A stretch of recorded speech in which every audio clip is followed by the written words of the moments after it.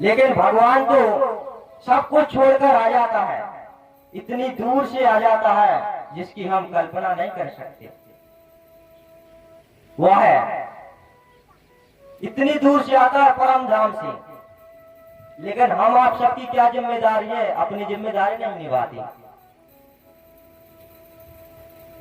सोच विचार भी नहीं सकते वह कितनी दूर से आता है, कल्पना भी नहीं कर सकते।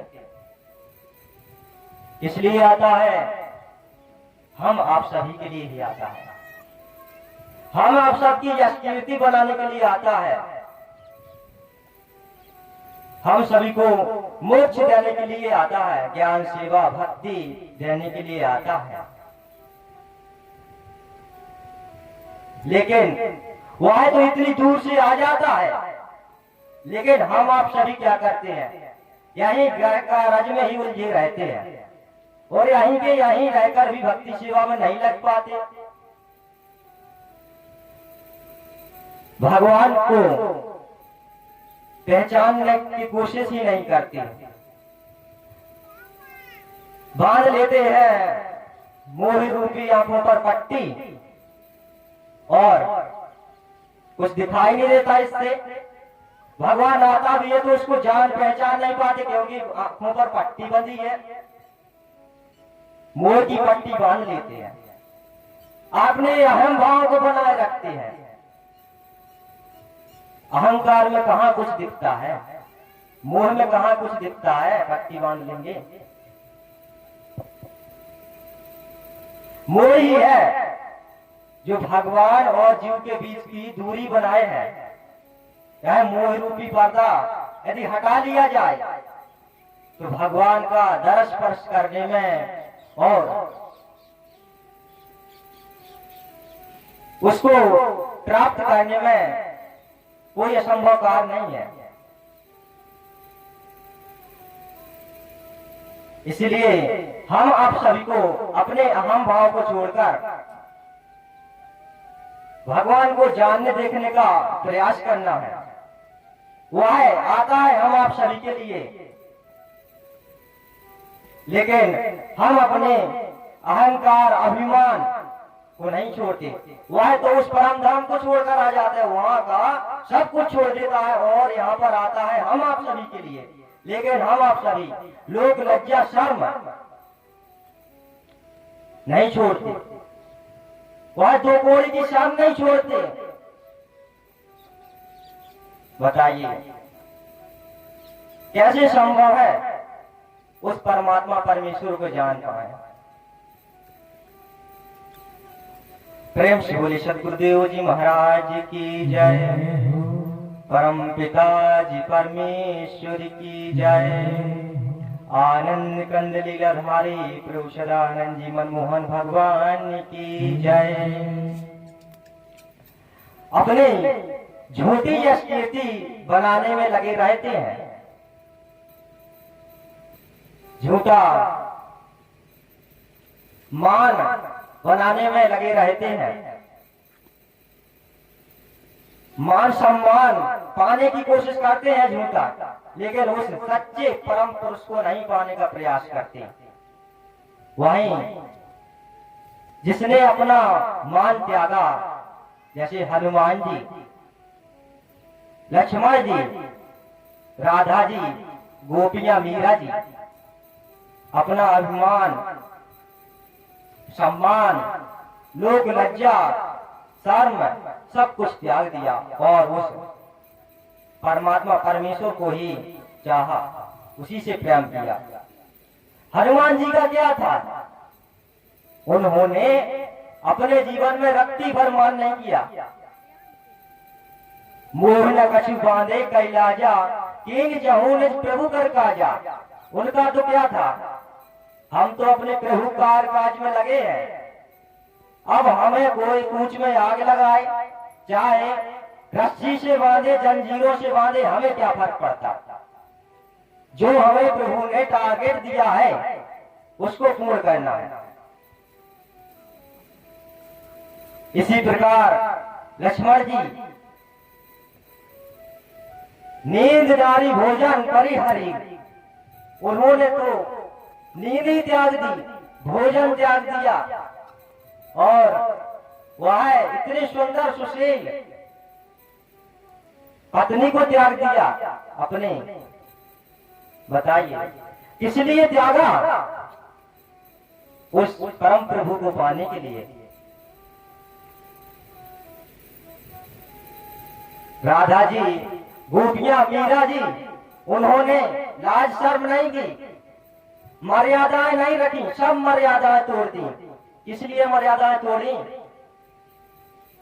उस भगवान को पाने के लिए, उससे प्रेम किया, कोई भी मर्यादा वो सब त्याग दी। मीरा जी जैसे प्रेम करने वाले, उनकी भक्ति, मेरे तो गिरधर गोपाल दूसरो न कोई, जाके शर मोर मुकट मेरो पति सोई। उन्होंने एकमात्र गोविंद को चाहा, सब छोड़ दिया, जितने भी राज संपत्ति, मान सम्मान, मर्यादाएं थी, सब तोड़ दी, केवल भगवान को चाहा।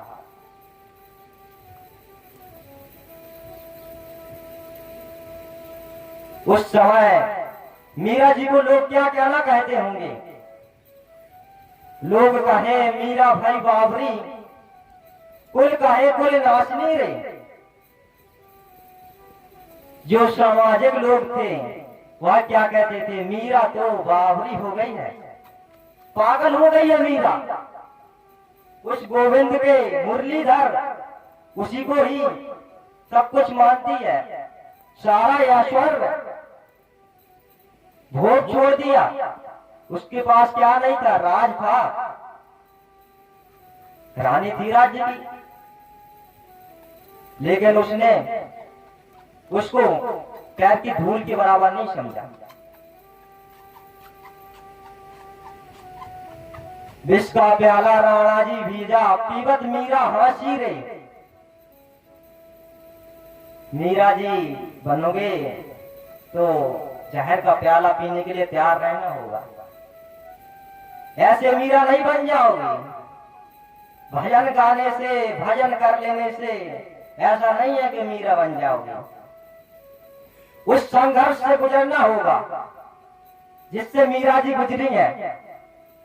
वह निंदा, वह मर्यादाएं सामने आएंगी, उसको पार करना होगा,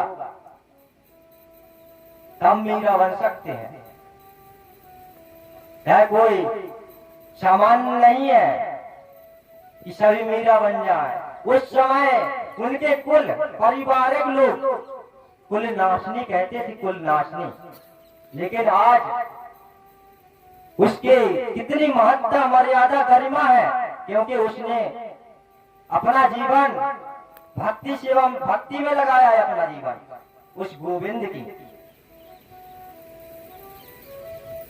प्रेम दीवानी मीरा, प्रेम दीवानी बन गई मीरा।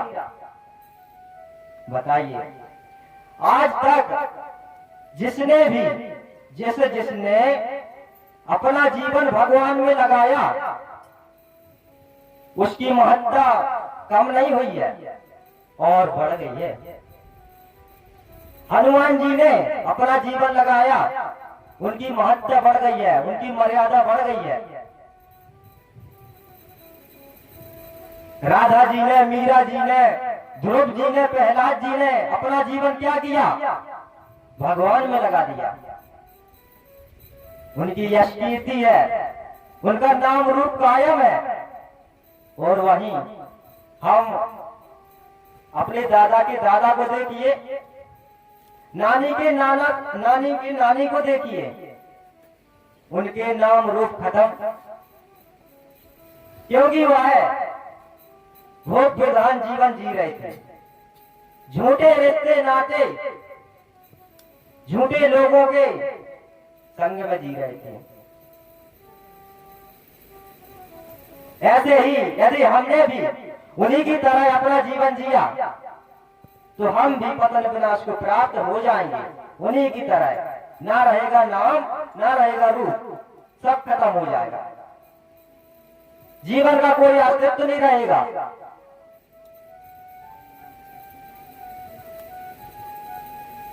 इसलिए भगवान की सेवा में हम आप सबको ईमान, सच्चाई, संयम से लगना चाहिए। और इस बात का महाभारत साक्षी है कि जिसने भगवान को चाहा और जिसने भगवान से चाहा, उसका निष्कर्ष निकाल दिया। भगवान के दरबार में, भगवान के मंदिर में, गुरुद्वार, गिरजाघर में ऐसे लोग आसानी से नहीं मिलते जो कहते हैं कि हम तो प्रभु आपके लिए आए हैं, हमको आप चाहिए प्रभु, ऐसा कहने वाले नहीं मिलते हैं। दुर्योधन गया और कृष्ण जी से मांगने लगा, किशन जी हमको बड़े बड़े ब्रह्मास्त्र दे दो, बड़े बड़ी तेजस्वी मिसाइल दे दो, चिनुक दे दो, 18 अक्षर सेना दे दो, हमको युद्ध लड़ना है। अच्छा, जो जो शक्तिशाली युद्ध हो सबको दे दो हमको, हमें पांडवों को हराना है,